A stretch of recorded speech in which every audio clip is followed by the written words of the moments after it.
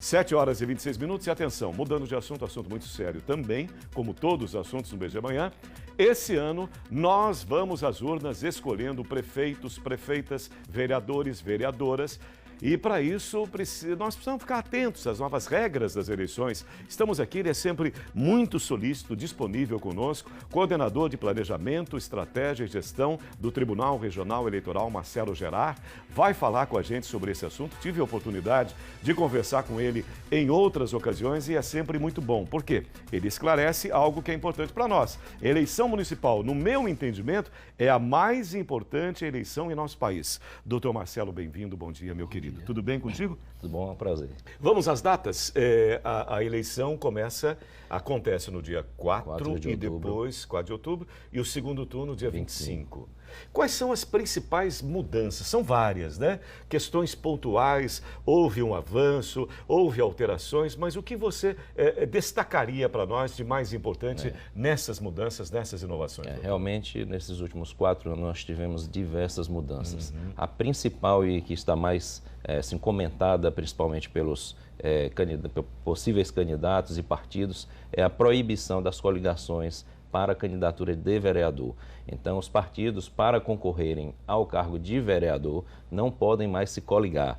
Significa o quê? Significa que cada partido vai oferecer o seu candidato e vai correr atrás dos votos para o seu partido. Isso facilita bastante para o eleitor entender o resultado da eleição, porque, neste caso agora, o eleitor votando naquele candidato daquele partido, ele elege aquele candidato daquele partido. Aquele candidato daquele partido. Ou outro candidato daquele partido, ele ajuda a eleger. Ele não ajuda mais a eleger um candidato de outro partido dentro de uma coligação. Olha, não E isso sabia. era que confundia bastante o eleitor, porque ele votava lá dentro da coligação num partido e elegia, ajudava a eleger um candidato de outro partido. Estou recebendo essa informação agora, porque o que a gente imaginava, que com o meu voto eu pudesse também auxiliar um outro candidato que estivesse dentro da coligação. A coligação é exatamente esta união de partidos em torno de um mesmo candidato. Exatamente. Então, no caso, a coligação era tratada, sempre foi tratada como um partido e, por isso, o voto dado à coligação ajuda a eleger a todos que estão dentro daquela coligação. Agora, vale ressaltar que a coligação para o majoritário ainda existe. Só para proporcional, votação proporcional, que não existe mais coligação. Que é para os vereadores e para os vereadores neste ano. Doutor, então eu te proponho assim, vamos dividir primeiro a nossa conversa entre os candidatos e depois os eleitores. Candidatos, quem está habilitado a se candidatar aos cargos? Bom, para se habilitar a um cargo, tanto a Constituição como a legislação infraconstitucional traz algumas exigências. Então, existe exigência de idade mínima, exigência de quitação eleitoral, exigência de não ser, vamos dizer assim, não estar com a ficha suja, né, diante da legislação, não ter cometido crime, estar com, apresentar documentação, é muito importante isso, a documentação necessária ao registro de candidatura. Então, faltando alguma documentação, o candidato ele não pode ser aceito aquele registro de candidatura. Então, são diversas exigências que a própria legislação traz para que o eleitor que quer ser um candidato possa concorrer registrando sua candidatura. É fácil acessar essas informações, mas uma coisa interessante também que eu vejo aqui no país, em países bem mais desenvolvidos que o nosso, no sentido político, não existe a candidatura, digamos assim, livre, uma candidatura avulsa. Eu acho lamentável. Você tem que estar filiado a um partido. E existe um prazo para essa filiação, doutor Marcelo? Exatamente. Inclusive, o prazo de filiação, ele foi alterado.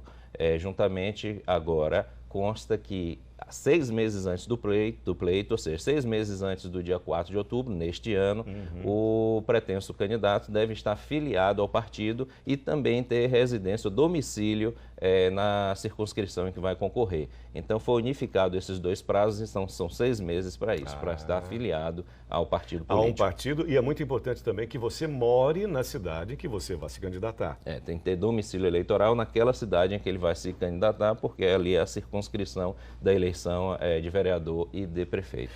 Doutor Marcelo, eu vi muitas mudanças também. Vocês me forneceram um material muito interessante, muito rico, no que se refere à campanha política. Eu venho de uma geração em em que existiam showmícios. Eu mesmo apresentei vários showmícios com vários artistas. Então, carro de som, eram os tais chaveirinhos que eram disputados, camisetas, que era uma loucura, adesivos, outdoors, envelopagem de carros. Hoje há muita restrição com relação à campanha. Sim, bastante restrição, mesmo porque a campanha ela deve trazer ao eleitor informações do que o candidato pretende fazer e não fazer um show pirotécnico e não trazer um conteúdo crítico ao eleitor. Dessa forma, por exemplo, você citou o envelopamento de carro, que agora é proibido, não pode ser feito. Entretanto, pode-se colar um adesivo de um tamanho razoável no carro, isso consta na legislação. Além disso, também aquele adesivo atrás, né, no vidro de trás do carro, pode ser colado também, desde que seja microperfurado.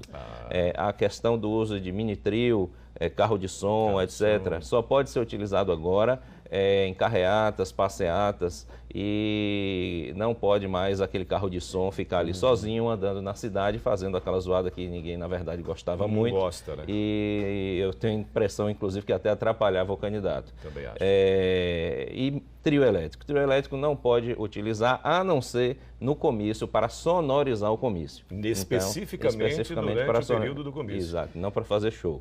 Agora veja que tem uma mudança interessante e o eleitor deve estar ciente disso, que é a questão da internet. Pode ser utilizada a internet para propaganda eleitoral? Sim. O eleitor pode, inclusive, ajudar o seu candidato, divulgando a campanha do seu candidato. Entretanto, a Lei 13.488 de 2017 criou um crime eleitoral relacionado à divulgação de propaganda eleitoral na internet, qual seja aquele de divulgar nova propaganda no dia da eleição. Olha só. No dia da eleição não pode ser divulgada na internet nova propaganda eleitoral, porque agora constitui crime. Agora, aquela propaganda que já tinha sido feita na rede social, na internet, ela não precisa ser retirada. Deu meia-noite, a propaganda pode continuar, só não pode fazer nova propaganda. Ela já foi publicada. Você vê que detalhe, né? A coisa tem... O segredo está nos detalhes, né, doutor? Exatamente. Muita novidade. De virar um crime ou não.